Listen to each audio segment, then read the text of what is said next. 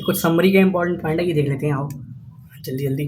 ये मुझे statement important लगती है। ये कहता है कि the hallmark of the double standard helical structure of DNA is the hydrogen bonding between the basis from opposite strand. ठीक है, ये इसमें एनसीईआरटी की स्टेटमेंट है, समरी की स्टेटमेंट। ठीक है, अब ये आगे ये कहता है कि इस segment of DNA that code for RNA में a simplistic term can be referred as gene. ये जीन की एक नई डेफिनेशन है।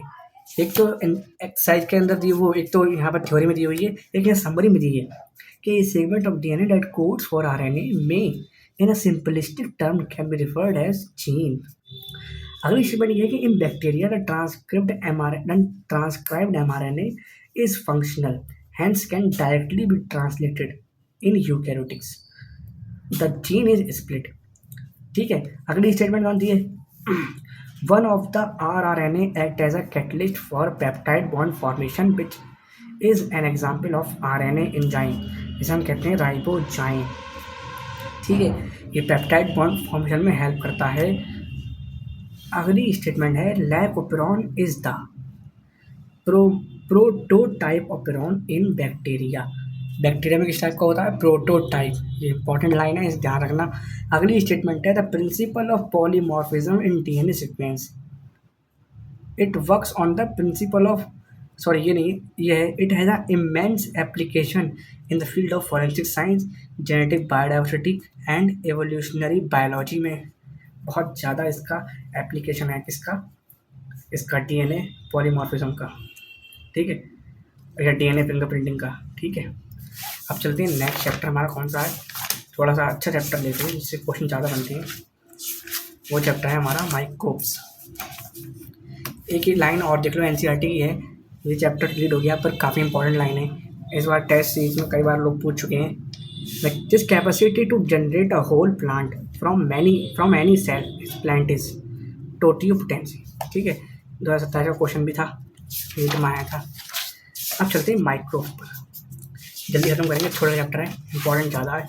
यहाँ पर ये डायग्राम में क्या कर रहा है, ये दिखा रहा है कि ए जो है ये बैक्टीरियोफेज है, बी है ये है एडिनो वायरस। कौन सा वायरस है? Adeno virus. ये है adeno virus which cause respiratory infection, जो कि रेस्पिरेटरी इन्फेक्शन करता है। सी जो आपका है वो रॉड शेप बैक्टीरिया है, टोबैको मोज़ेक, वो रॉड शेप वायरस है, टोबैको मोज़ेक वायरस टीएमवी। इसके अंदर जेनेटिक मटेरियल क्या होता है, ये पढ़ा था आप लोगों ने? आरएनए। क्या होता है? आरएनए। जेनेटिक मटेरियल होता है आरएनए। और ये मैग्नीफिकेशन दिखा दिया है इसका, ये कोई जरूरत नहीं, बस देख लो खाली। यहाँ पर ये है बैसिलस बैक्टीरिया, ये है आपका स्पेरिकल, ये है स्पेरिकल शेप बैक्टीरिया, और ये आपको पता है ये rod shape bacteria showing flagella. ये इसका फ्लैजेला है, हुक बेसल पार्ट। ठीक है, और ये अगला जो डायग्राम है ये आपका है पेट्री डिश का, जो कि फंगल कॉलोनी ग्रो कर रही है। इस पर ये फंगल कॉलोनी है, ये ग्रो कर रही है बी वाला, और ए वाला है ये बैक्टीरिया कॉलोनी है। ठीक है, ऐसा क्वेश्चन बना सकता है वो कि पूछ लेगा कि भाई इस पर कौन सी कॉलोनी ग्रो कर रही है और इस पर कौन सी कॉलोनी ग्रो कर रही है। ये बैक्टीरिया है और ये फंगल कॉलोनी है। ठीक है, छोटी छोटी चीज़ें बस पता हो चाहिए, सब लोगों को पता भी नहीं ज़्यादातर। अगला हमारा बहुत इंपॉर्टेंट चीज़ है, ये क्या है? ये है भाई lactobacillus. Lactobacillus commonly called lactic acid bacteria, जो कि मिल्क में ग्रो करता है, convert it into curd, milk को कर्ड में कन्वर्ट कर देता है। ठीक है, ये लाइन इंपॉर्टेंट है। Which also improves it nutrition quality by using vitamin B12। Curd की क्वालिटी को यूज़ करता है बाई विटामिन यूजिंग B12। ठीक है, और जो लैब होता है वेरी बेनिफिशियल रोल प्ले करता है checking disease causing microbes. The lab play very beneficial role in our stomachs too. The lab play very beneficial role in checking disease causing microbes.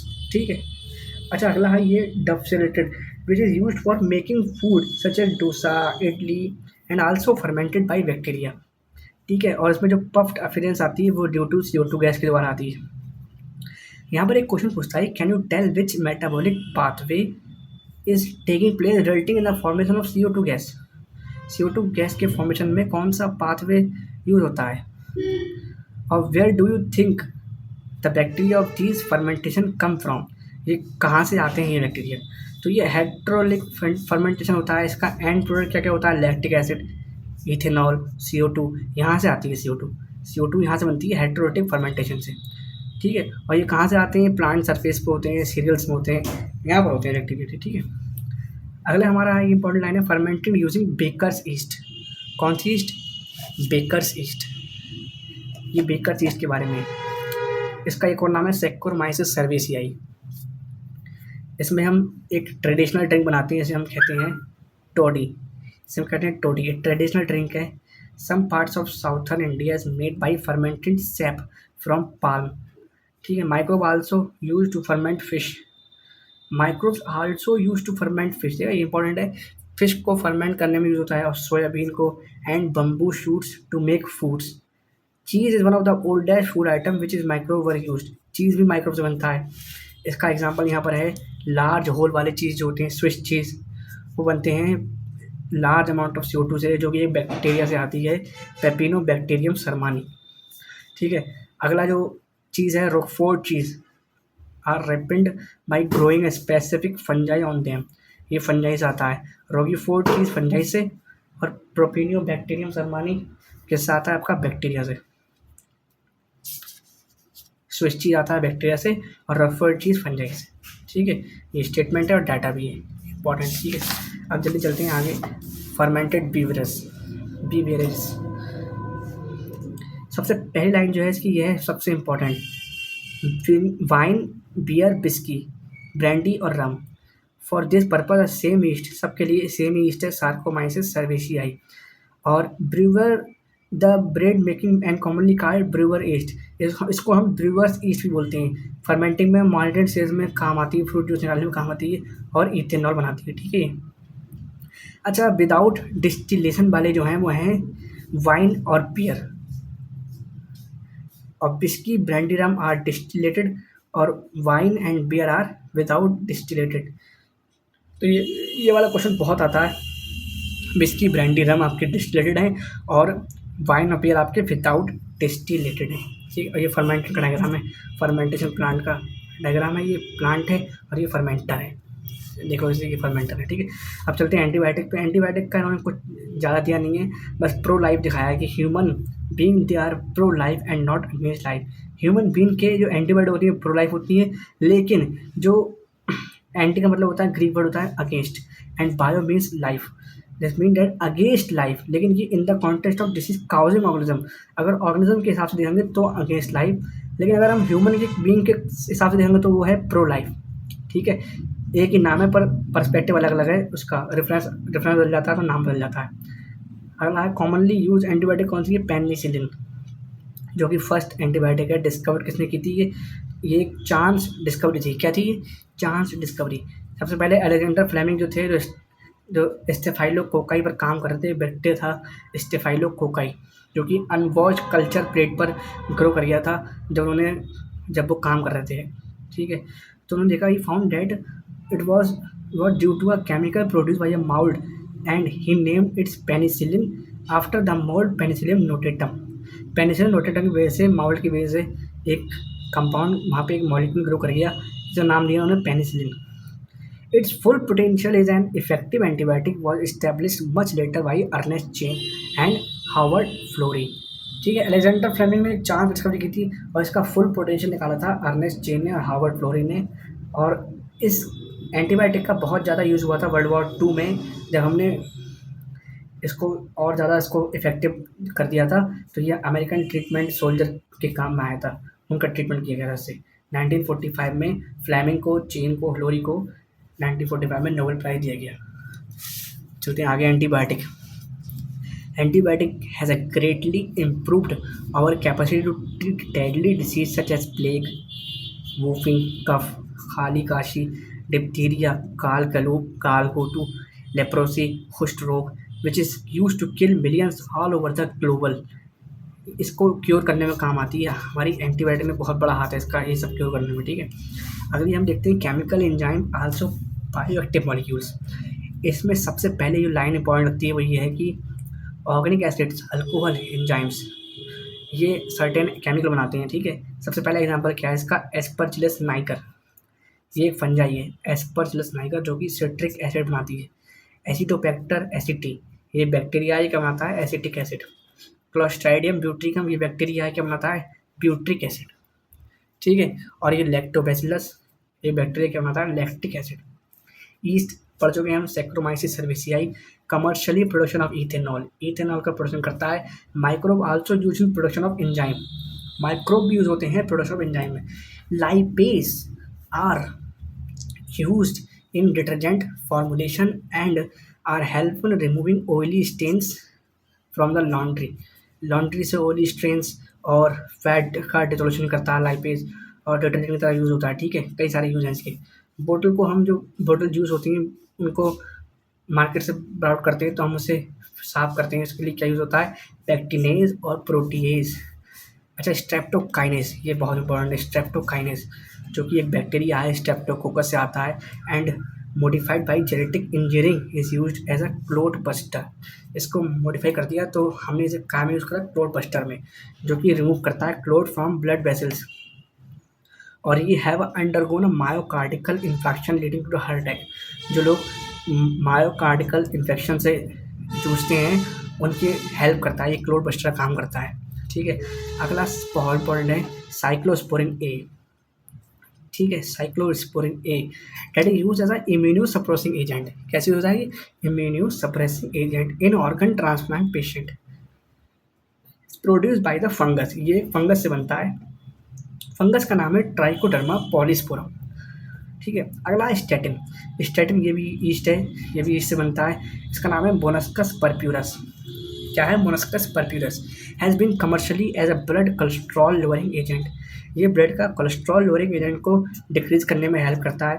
और ये जो है ईस्ट है, it act by competitive inhibiting enzyme responsible for synthesis of cholesterol.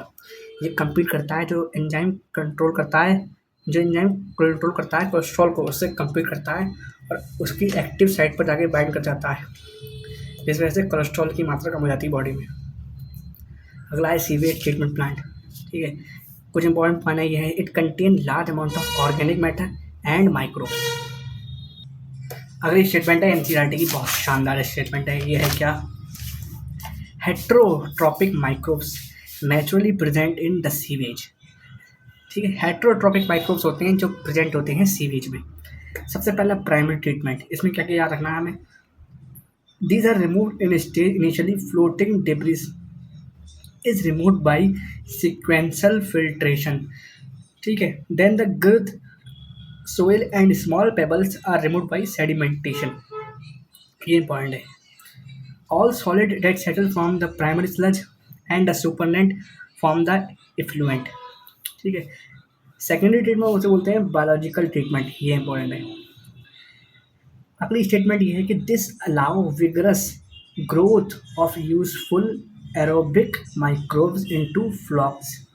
फ्लॉक्स क्या होता है, masses of bacteria associated with fungal filaments to form mass like structure, ये important है, ठीक है। आगे जब चलते हैं तो आगे देखेंगे कि बीओडी के बारे में देखते हैं, ये इंपॉर्टेंट लाइन है, this significantly reduce the BOD biochemical oxygen demand of the effluent. BOD refer to the amount of the oxygen that would be consumed if all the organic matter in 1 liter, ये 1 liter of water were oxidized by bacteria. The sewage water is treated till the BOD is reduced. Water को जब तक treat किया था जब तक BOD कम नहीं हो जाए, ठीक है। और बीओडी का टेस्ट जो है वो मेजर करते हैं the rate of uptake of oxygen by microorganism in a sample of water and this indirectly BOD is measured of the organic matter present in the water. तो हम BOD को indirectly measure करते हैं organic matter से जो कि present होता है वाटर में। Once the BOD sewage of wastewater is reduced significantly, the effluent is then passed into the settle tank, ठीक है। और सेडिमेंटेशन करते हैं उसका, उसे हम बोलते हैं एक्टिवेटेड स्लज। अच्छा, ये काफ़ी इंपॉर्टेंट है, इसके अंदर एनएरोबिक स्लज डाइजेशन के अंदर एनएरोबिकली बैक्टीरिया ग्रो करते हैं जो कि हेल्प करते हैं स्लज को डाइजेस्ट करने में, ठीक है। और ये बैक्टीरिया भी होती हैं और फंजाई भी होती है, ठीक है, दोनों होती हैं। अच्छा, इसमें कुछ गैस मिक्सिंग करने में कुछ गैस यूज़ होती हैं, गैस प्रोड्यूस होती हैं, जिसे हम बोलते हैं मीथेन, हाइड्रोजन सल्फाइड गैस और कार्बन डाइऑक्साइड गैस, ठीक है। अब आगे चलते हैं। दीज गैस फॉर्म बायोगैस, यही गैस हैं जो बायोगैस बनाती हैं। अगली स्टेटमेंट ये है कि the effluent from the secondary treatment plant is generally released into natural water bodies.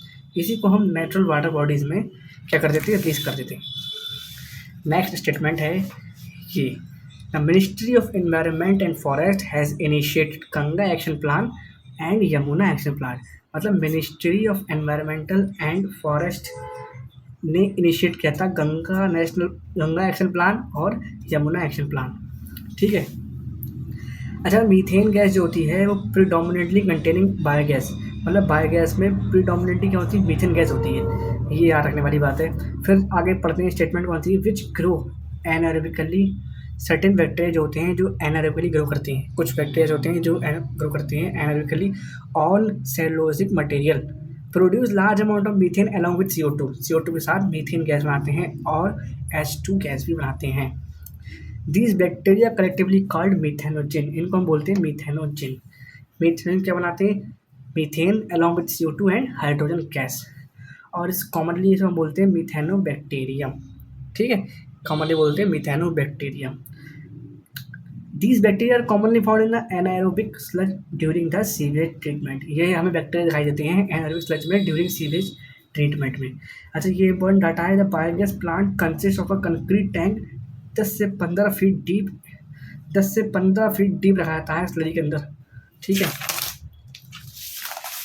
अब आगे चलते हैं। आगे ये इंपॉर्टेंट है, ये डायग्राम दिया हुआ है टिपिकल बायोगैस प्लांट का।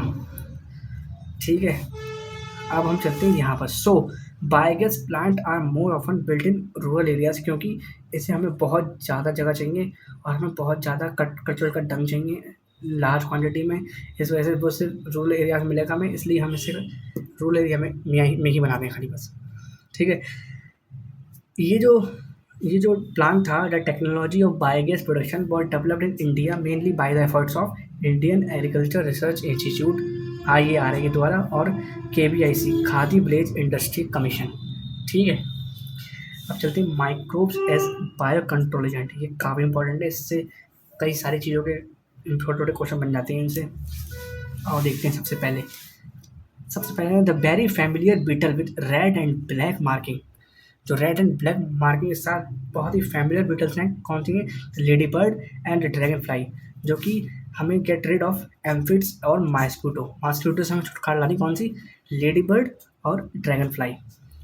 ठीक है, अगला जो बैक्टीरिया है बैसिलस थ्रिंगिनस, जो कि BT कॉटन में हमने यूज़ किया था, बायोटेक में पढ़ेंगे हम। ये अवेलेबल होता है इन सैकेट्स में एज ड्राइड स्पोर्स की फॉर्म में, which are mixed with water.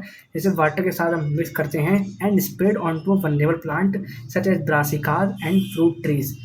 उस पर हम स्प्रे कर देते हैं जिससे वो एक पर्टिकुलर इंसेक्ट जो होता है जिसे वो किल करता है, वो आता है, अगर वो खाता है उसको तो उसकी गट में जाके ये एक्टिव हो जाता है और उसे खत्म करता है इंसेक्ट को। ये हम पढ़ेंगे बायोटेक में। ठीक है, अभी इसी को करते हैं स्टार्ट। अगली लाइन क्या इंपॉर्टेंट लगती है, the bacteria disease will kill the caterpillars but leaves other insect unharmed.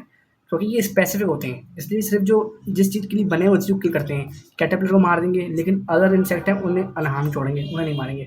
इसी तरीके से बैसिलस थ्रिंगिनस के द्वारा जो टॉक्सिन बनता है वो सिर्फ एक स्पेसिफिक उसको मारता है, इंसेक्ट को, सबके लिए नहीं है। Such plant are resistant to attack by insect pest. BT cotton is one such example which is being cultivated in some state और अवर कंट्री। ठीक है, BT कॉटन को मैं बता दिया। इसकी जो फर्दर ट्रेड वो हम पढ़ेंगे बायोटेक में। अच्छा, ये biological control being developed for use in the treatment of plant disease. एक प्लांट डिसीज जो कि फंगस से होती थी, ट्राइकोडर्मा से। Fungus trichoderma species are free living है, फंड है very common in root system. ये रूट सिस्टम में बहुत कम होता है और ये वेरी इफेक्टिव है to bio control agent of several plants. ठीक है, अब आगे चलते हैं। Baculovirus are pathogen that attack insect and other arthropoda. ये इंसेक्ट को अटैक करता है और ऑर्थोपोडा को अटैक करता है, कौन, baculovirus. The majority of baculoviruses use as biological control agent are in the genus nucleopolyhedrovirus. इस जीनस में आते हैं ये। The aid is an overall integrated pest management program. ये सारा काम कौन देखते हैं, इंटीग्रेटेड पेस्ट मैनेजमेंट प्रोग्राम। और when an ecologically sensitive area is being treated. ये सब आईपीएम के अंदर आता है, ठीक है, ये सब चीज़ें। अच्छा, बायो फर्टिलाइजर पढ़ते हैं, लास्ट टॉपिक है माइक्रोब का, फिर खत्म हो जाएगा माइक्रोब्स। इसमें क्या है कि भाई, इसमें यह है कि the use of bio fertilizers, organic farming. Bio fertilizer organism that enrich the nutrient quality of the soil, soil की क्वालिटी बढ़ाते हैं। The main sources of bio fertilizer are bacteria. Main source क्या है? Bacteria, fungi, cyanobacteria.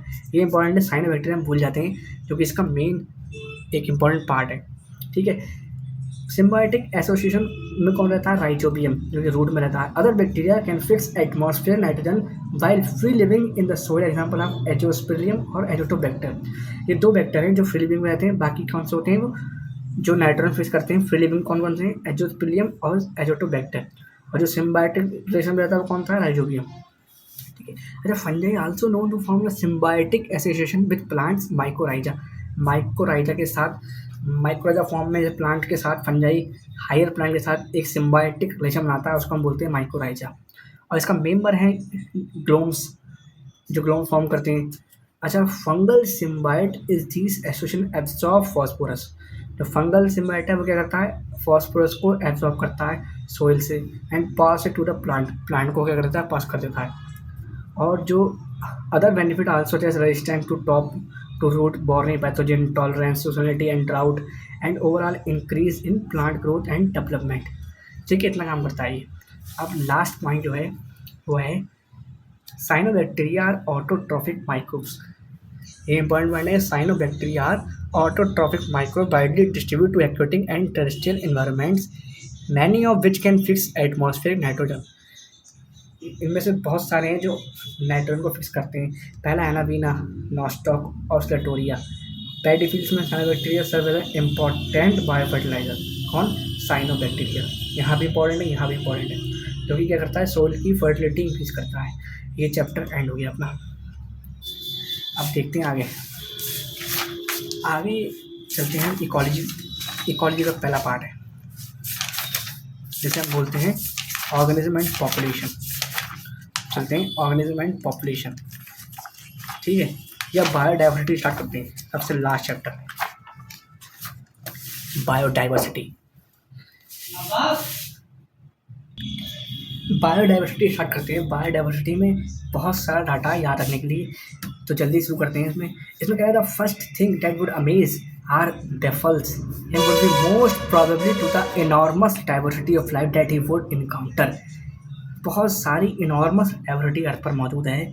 हम देखते हैं कि the common man would it found it hard to believe that there are more than 20,000 species of ant. Ant की ही 20,000 species हैं और बीटल्स की 3 लाख स्पेसीज हैं। 28,000 स्पेसीज फिश की हैं। किसकी हैं? फिश की हैं। नियरली 20,000 स्पेसीज किसकी हैं? ऑर्किड की हैं, ठीक है। ये सब डेटा है, स्पेशली इसको ज़्यादा याद करने की जरूरत नहीं है, आगे वाले डेटा याद करने की जरूरत है। इन्हें भी दिमाग में रखोगे तो कभी भी आंसर आ सकता है, क्वेश्चन आ सकता है, कोई दिक्कत नहीं है। ये कहना है कि in our biosphere immense diversity और हेट्रोजेनिटी। इमेंस डाइवर्सिटी बोलते, उसको एक और वर्ड दिया गया है हेट्रोजेनिटी। इंपॉर्टेंट वर्ड है, मार्क करो से। Heterogeneity exist only not only at the species level but all the levels of biological organism ranking from macrobiology within cell to bio. मतलब हर लेवल पर हमें इमेंस डाइवर्सिटी देखने को मिलती है। सबसे पहला जो टर्म है biodiversity term, popular by the socio biologist Edward Wilson. एक सोशियो बायोलॉजिस्ट थे, इन्होंने एडवर्ड विल्सन जो थे, इन्होंने सबसे पहले टर्म दिया था। कौन सा? बायोडाइवर्सिटी।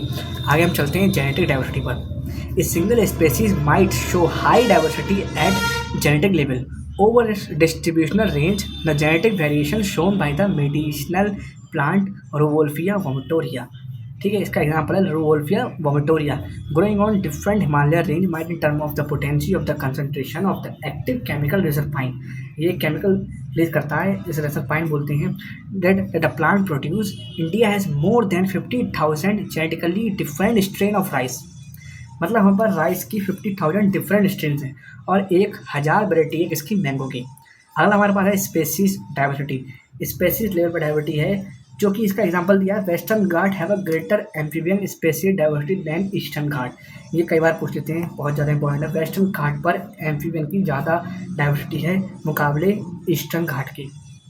इकोलॉजिकल डाइवर्सिटी काफ़ी इंपॉर्टेंट है। ये क्या बताता है कि desert, rainforest, mangroves, coral reefs, wetlands, estuaries, or alpine meadows has a greater ecosystem diversity than a Scandinavian country like a Norway.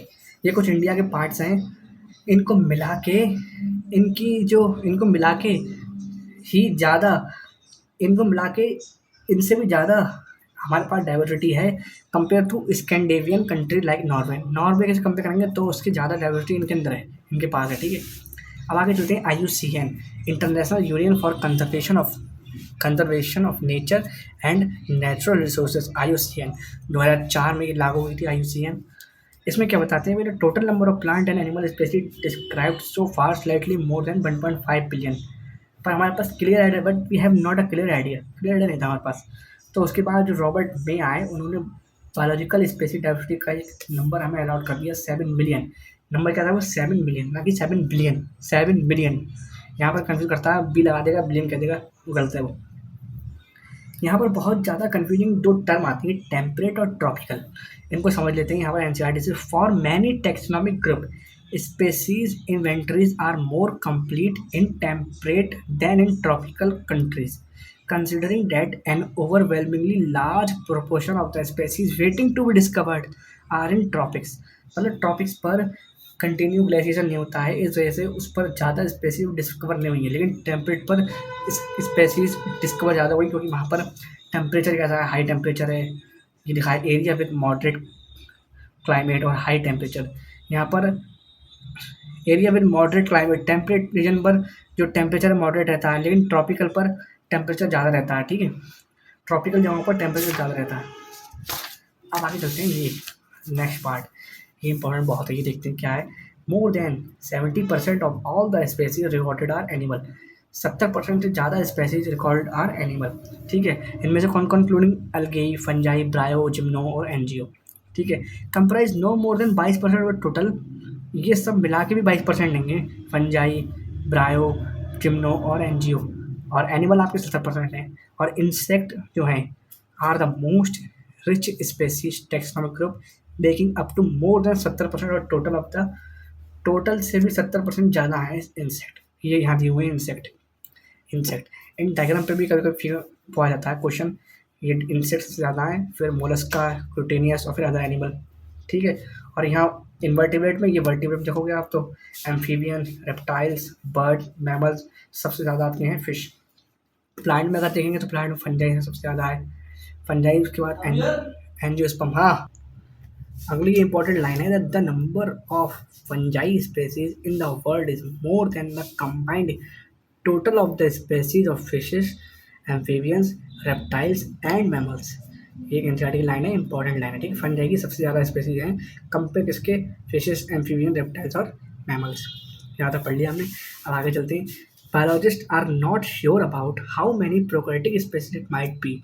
मतलब प्रोकैरियोटिक के लिए भी कोई श्योरिटी नहीं है।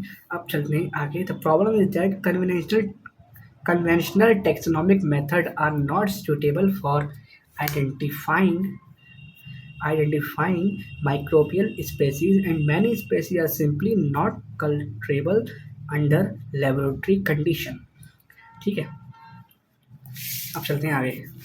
यहाँ पर ये इम्पोर्टेंट ज़्यादा है कि कहता है कि although India has only 2.4% of the world's land area, मतलब वर्ल्ड का सिर्फ 2.4% ही है इंडिया के पास लैंड एरिया, जो कि मैसिव, इस पर ग्लोबल स्पेसिफिक डाइवर्सिटी है, इज है इम्प्रेसिव 8.1%। क्योंकि टोटल 8.1% है, उसमें से 2.4% इंडिया के पास है। ठीक है, this is what make our country one of the 12 mega biodiversity countries. यही बनाता है अपनी कंट्री को 12 mega diversity countries in the world. Nearly 45,000 species of plant. ठीक है, 45,000 species of plant and twice as many of animal. इसकी दोनों किसकी है, एनिमल्स की। ठीक है, if you accept May's global estimate, अगर हम रॉबर्ट मे का ग्लोबल एस्टिमेट एक्सेप्ट करें तो only 22% of the total species have been recorded so far. मतलब अभी खाली 22% स्पेसीज ही हम रिकॉर्ड कर पाए हैं अकॉर्डिंग टू मेयर। अगर हम मेयर का मान लें तो कुछ ये लैटिट्यूड हैं, जो याद रहने जो नहीं पर एक बार पढ़ लो बस, खाली बस, ज़्यादा इंपॉर्टेंट खास है नहीं। ये ज़्यादा है कि जो स्पेसीज होती डाइवर्सिटी होती है decrease as we move away from the equator towards the pole, बस ये लाइन इंपॉर्टेंट है। With very few exception, exception बहुत कम है इसके। कुछ एक्सेप्शन इसके हैं 23.5 नॉर्थ टू 23 साउथ, हैवर मोर स्पेसीज देन टेम्परेट और पोलर एरियाज। यहाँ पर ज़्यादा स्पेसीज होती है। ये कुछ डायरेक्शन कोऑर्डिनेट दिए हुए हैं। अच्छा यहाँ पर बताते हैं Colombia located near the equator है nearly 1400 species of word. Equator पर है तो सबसे ज़्यादा 1400 स्पेसीज ऑफ वर्ड है यहाँ पर, ठीक है। और भाई न्यूयॉर्क जो है 41 डिग्री नॉर्थ है, वहाँ पे स्पेसीज कम हो गई, 105 स्पेसीज हो गई। और जो ग्रीनलैंड है 71 डिग्री नॉर्थ हो गया, तो वहाँ पर स्पेसीज और कम हो गई, थोड़ी बढ़ गई। वहाँ पर स्पेसीज क्या है 56 स्पेसीज, ठीक है। India which much of its land area are in tropical latitude has more than 1200 species of birds.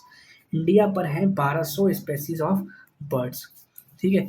Equator has up to 10 times as many species of vascular plant as a forest of equal area in the temperate region like the Midwest of the USA, ठीक है। अगली important line ये है कि 40,000 species of plant, 3,000 species of fishes and 1300 of birds, 427 of mammals and 427 of amphibians and 378 of reptiles and more than 125,000 invertebrates। ये सब क्या है? ये सब स्पेसीज जो हैं अर्थ पर हमें मिलेंगे। साइंटिस्ट एस्टिमेट करते हैं that these rain forest at might be at least 2 million insect species waiting to discovered and named. अभी भी 2 मिलियन के आसपास जो इंसेक्ट हैं वो भी वेटिंग टू बी डिस्कवर्ड, और ये भी एक एस्टिमेशन है, इससे ज़्यादा भी हो सकते हैं। अगली लाइन जो है हमारे पास, अगली लाइन क्या है वो ये है, इंपॉर्टेंट बहुत है। Ecologists and evolutionary biologists have the purpose has proposed various hypotheses. Some important ones are कुछ important होती है। Speciation is generally a function of time. Speciation क्या है? is generally a function of time. Time का function है। Unlike temperate regions subjected to frequent glaciation in the past, tropical latitude has remained relatively undisturbed for millions of years and thus have a long evolutionary time for species diversification. इसका B part क्या है? Tropical environment unlike temperate ones are less seasonal. Tropical less seasonal होते हैं unlike temperate ones के हिसाब से, और relative more constant and predictable. Such constant environment promote niche specialization and lead to greater space diversity. There is more solar energy available in a tropic. Tropic पर solar energy ज़्यादा होती है, which contribute to the high productivity and in turn might contribute indirectly greater diversity at tropic. इसलिए tropic पर diversity ज़्यादा होती है temperate region से, ठीक है। अच्छा ये स्पेसीज एरिया रिलेशनशिप बहुत इंपॉर्टेंट है। सबसे पहले ये जर्मन नेचुरलिस्ट थे जो क्या नाम था, अलेक्जेंडर वॉन हेमवोल्ट। इन्होंने ऑब्जर्व किया था different region species richness increase with increase in explored area. Area के साथ साथ स्पेस बढ़ती but up to a limit, एक लिमिट तक, ठीक है। ड्यूरिंग द पायनियरिंग, सबसे पहले and extensive exploration in the wilderness South America jungles, सबसे पहले जो इसके बारे में सर्च की थी वो थे अलेक्जेंडर वॉन हेमवोल्ट, ठीक है।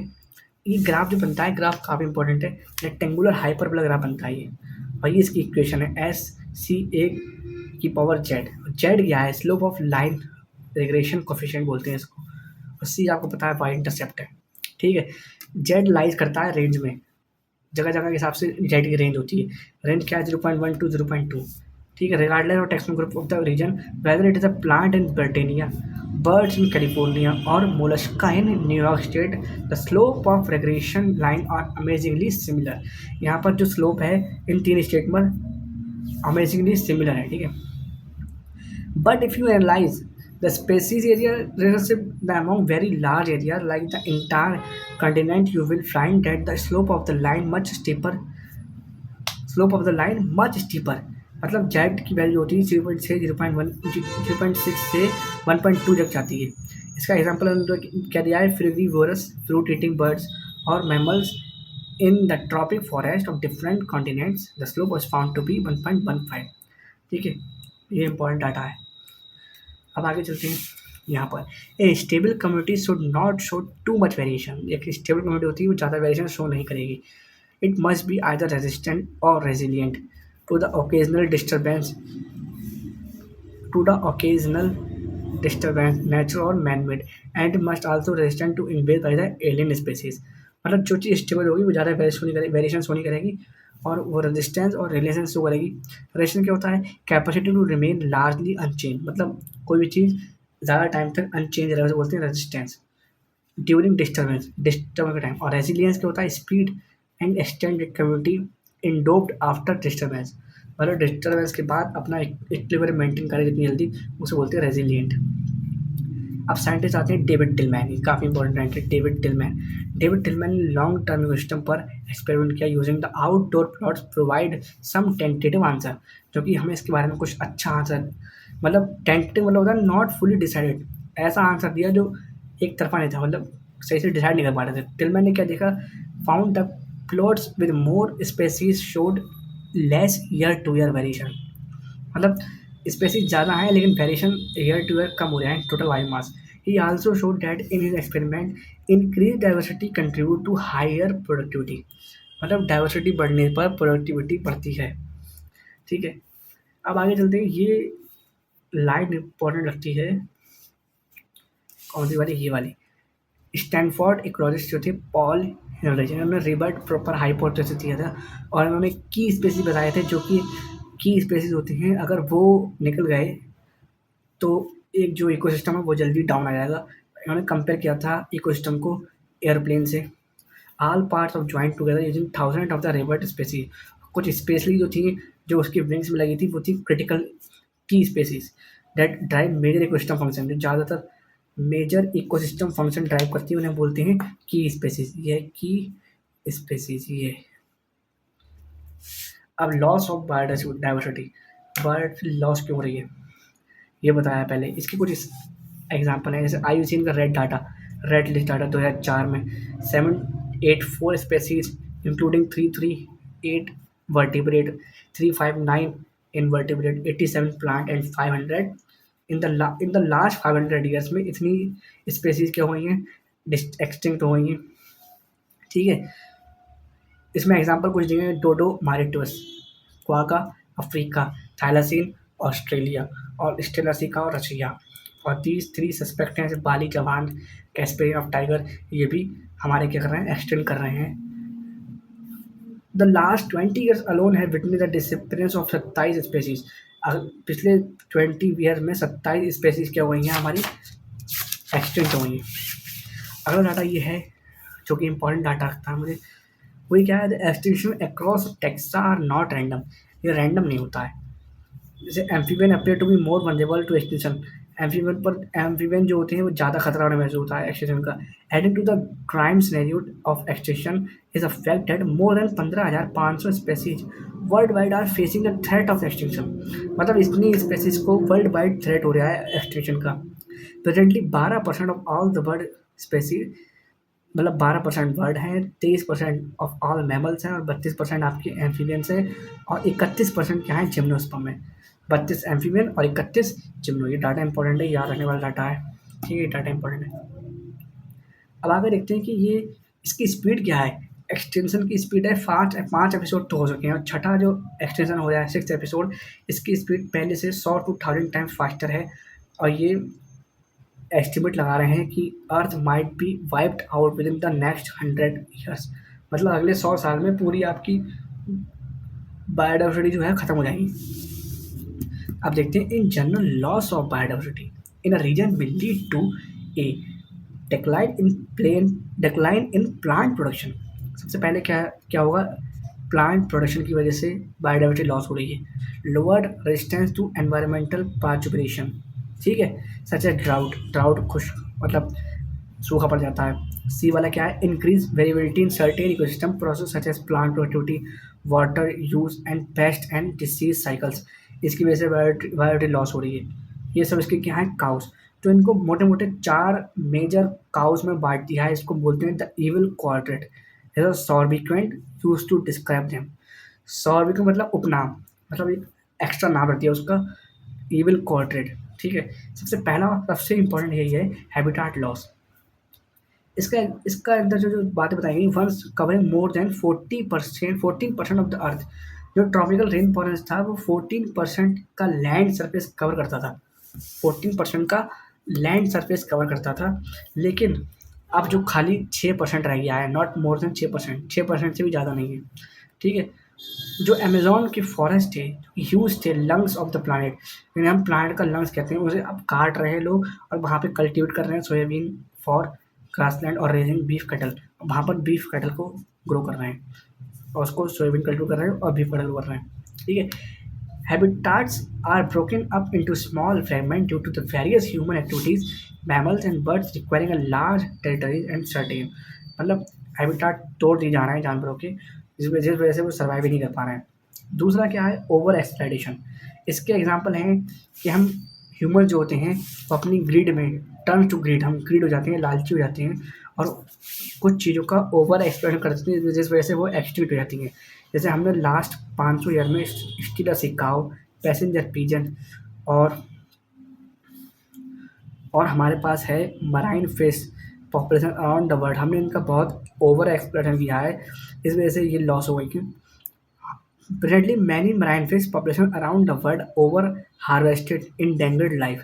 मैराइन फिश का ओवर हार्वेस्ट की वजह से वो डेंगर में है, ठीक है, लाइफ उनकी डेंगर में है, ठीक है।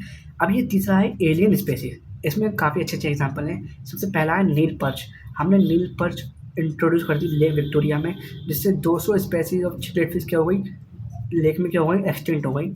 और फिर हमने कैरेट ग्रास को हमने, जो वीट के साथ आया था, पार्थिनियम से बोलते हैं, लेंटाना एंड वाटर हाइस एंड इकॉर्निया, ये आके हमारी रिवर्स में आ गया, इसने सारा तहलका मचा दिया। और African catfish Clarias gariepinus for aquaculture के लिए आई थी, जिसकी वजह से हमारी इंडियन जो कैटफिश है उसको, indigenous catfish in our rivers, उसको पोसेसेस अ थ्रेट, उसको खतरा होने लगा। लास्ट वाला है को extinction. The plant and the animal species association with it in an obligatory way to become extinction, ठीक है। इसकी लास्ट लाइन इंपॉर्टेंट है, the plant pollinator mutualism. The plant pollinator mutualism where extinction of one invariably leads to the extinction of the other. मतलब एक का extinction मतलब दूसरे का भी एक्सटिंक्शन। इसका एग्जांपल है अबेंडेंट टॉर्टवाइज। अबेंडेंट टॉर्टवाइज, वो जो टॉर्टवाइज गैलापागोस आइलैंड पर थे, जिन पर हैबिटाट लॉस की वजह से दोनों ही एक्सटिंक्ट कर गए, ठीक है। एक एक्सटिंक्ट कर गया, उसके बाद दूसरा भी एक्सटिंक्ट कर गया। लास्ट वाला पार्ट हमारा है बायोडाइवर्सिटी कंजर्वेशन। तो हमें पहले कंजर्व क्यों करना है, कह रहा है why should be conserve biodiversity. Some obvious and सदर आर नॉन ऑब्वियस, कुछ ऑब्वियस कुछ अनऑब्वियस रीजन है। सबसे पहले नैरोली यूटिलिटी, इसमें क्या बताते हैं हम फ़ायदे क्या हैं उसके, जैसे कि इंडस्ट्रियल प्रोडक्शन है, tannins, lubricants, dyes, resins, perfumes, ये सब बनते हैं। More than 25% of the drug जो हम प्लांट से लेते हैं, क्योंकि वर्ल्ड वाइड हम यूज़ करते हैं, प्लांट से निकाल लेते हैं उनको। 25,000 species plant contribute traditional medicine, 25,000 के आसपास स्पेसीज हमें मेडिसिन में, प्लांट के स्पेसीज मेडिसिन बनाती हैं, ठीक है, मेडिसिन में यूज़ होती हैं। अब जब आगे देखेंगे हम, nobody knows how many more medicinal useful plants there are in tropic main forest waiting to explore, और हमें पता भी नहीं कितने भी और बाकी हैं। ये टर्म है बायो प्रोस्पेरिटी, नीट 26 में पेपर क्वेश्चन में आया था इससे। Exploring molecular genetic and species level diversity for product of economic importance, nation endowed with rich biodiversity can expect to reap enormous benefits, ठीक है। अब चलते हैं दूसरा, ब्रॉडली यूटिलिटेरियन। ब्रॉडली यूटिलिटेरियन मतलब क्या है, सबसे पहले अमेजॉन रेन फॉरेस्ट, जो इसका एग्जाम्पल दिया है, 20% ऑफ टोटल ऑक्सीजन जो कि यहीं से हमें मिलती है। उसके बाद पॉल्यूशन होता है और बहुत सारी चीज़ें हैं। इकोसिस्टम प्रोवाइड, थोड़ा पॉलिनेटर प्रोवाइड करता है, ये ऑक्सीजन देता है हमें, और बहुत सारी चीज़ें हैं। एथिकल, तीसरा एथिकल। एथिकल में क्या है, फिलोसफिकली और spiritually we need to realise that every species have an intrinsic value. सबकी अपनी एक जीने की इच्छा है यार, even if it may not be current और any economic value to us, तो हम क्या मान लेंगे, हमारी मोरल ड्यूटी है कि हम उसकी देखभाल करें, उसको एक्सटिंक्ट होने से बचाएं, कम से कम जितनी हम कर सकते हो उतना तो करें। अब ये बताना है कि कैसे, हाउ डू वी कंजर्व, हमें कैसे कंजर्व करना चाहिए। तो सरकार ने उसके लिए 2 तरीके निकाले, एक्स सितु और इन सितु। इन सितु मतलब पूरे जंगल को ही कंजर्व कर दो एक टाइगर को बचाने के लिए, और एक्स सीधू मतलब किसी स्पेसीज को बचाने के लिए उसको बाहर निकालो और अपने एक नेचुरल हैबिटेट निकाल के एक आर्टिफिशियल हैबिटेट में रखो, वहाँ पर उसे कंजर्व करो अगर वो ज़्यादा ही एक्सट्रीम शो कर रही है। एंडेमिज्म इंपॉर्टेंट है, एंडेमिज्म ये क्या है, ये high degree of endemism. Biodiversity hotspot जो होते हैं जहाँ पर स्पेसीज का लेवल बहुत ज़्यादा होता है उसको हम बोलते हैं endemism area. That species confined to that region are not found anywhere else, मतलब वो स्पेसीज पर यहीं मिलेगी और कहीं नहीं मिलेगी। 25 बायोडाइवर्सिटी हॉटस्पॉट थे, बाद में 9 और हमने बना लिए तो टोटल 34 हो गए। ये नंबर याद रखना 34, ठीक है। Western Ghat and Sri Lanka Indo Burma, ये 3 वो हैं रीजन हैं जहाँ पर एक्सीलरेटेड हैबिटाट लॉस होता था, इसलिए उन्हें हॉटस्पॉट बना दिया गया। कौन कौन से? Western Ghat, Sri Lanka, Indo Burma and Himalaya, 4 हैं, ठीक है।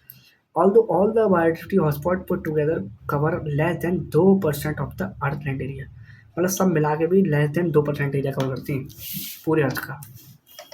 अच्छा, अगली इंपॉर्टेंट लाइन क्या है? ये वाली इंपॉर्टेंट लाइन है,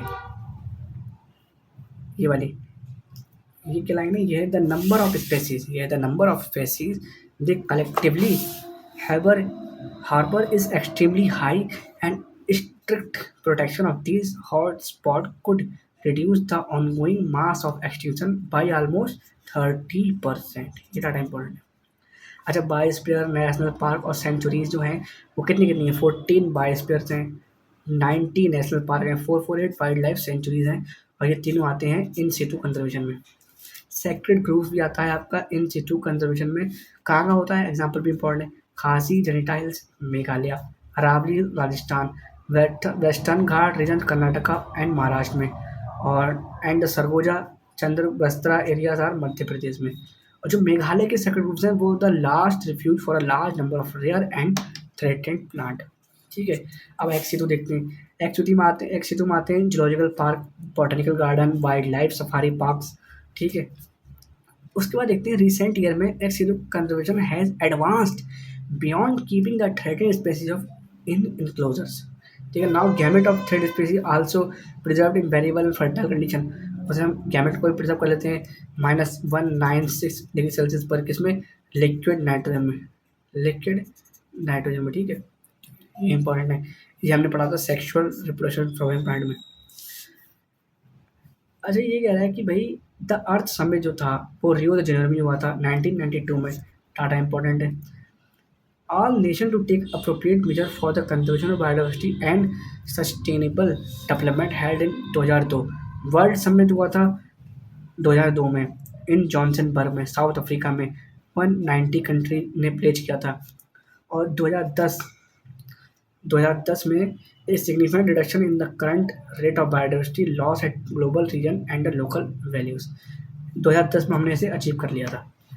समरी में कुछ इंपॉर्टेंट पॉइंट है। ये कहता है कि life originate on earth nearly 3.8 billion years ago, ठीक है। More than 1.5 million species have been recorded in the world but there might be still nearly 6 million species on the earth, मतलब 1.5 से ज़्यादा डिस्कवर हो गई है लेकिन 6 मिलियन स्पेसीज अर्थ पर वेटिंग है, ठीक है। चैप्टर हमारा एंड हो चुका है।